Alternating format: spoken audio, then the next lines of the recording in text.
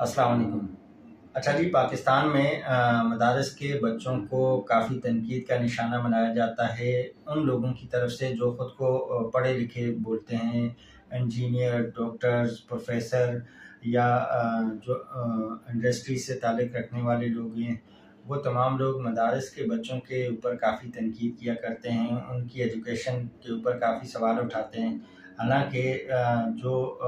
دنیا کی ٹاپ میرے خیال سے 50 میں اور ٹاپ 20 میں تو کنفرم پاکستان کی کوئی یونیورسٹی نہیں ہے، لیکن ہو سکتا ہے ٹاپ 50 میں بھی نہ ہو، بٹ مدارس جو ہے وہ پاکستان کے ٹاپ 1 پوزیشن پہ ہیں، پہلے نمبر پہ ورلڈ میں۔ تو پھر بھی یہ جو خود کو پڑھے لکھے کہتے ہیں، یہ لوگ یہ چیز جانتے ہوئے بھی مدارس کے اوپر ہی ایلیگیشن لگاتے ہیں، ان کے بچوں کے اوپر سوال کرتے ہیں، مدارس کی ایجوکیشن پہ آواز اٹھاتے ہیں،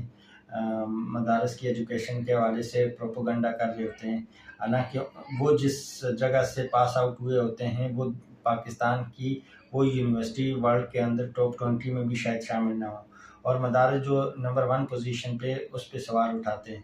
تو ابھی فیصل آباد میں میٹرک کے ایگزام ہوئے تھے اور ان کے اندر تقریباً 2.25 لاکھ بچوں نے وہ پیپر دیے تھے، اور اس میں فرسٹ، سیکنڈ اور تھرڈ پوزیشن مدارس کے ہی بچوں نے لی ہے، یعنی کہ جو 2.25 لاکھ اسٹوڈنٹ جنہوں نے پیپر دیے تھے اس میں ٹاپ پوزیشن مدارس نے ہی لی ہے۔ تو یہ ان لوگوں کے لیے، ان لوگوں کے منہ پہ ایک تماچا ہے جو لوگ مدارس کے بچوں پہ سوال اٹھاتے تھے، ان کی ایجوکیشن کے اوپر سوال اٹھاتے تھے۔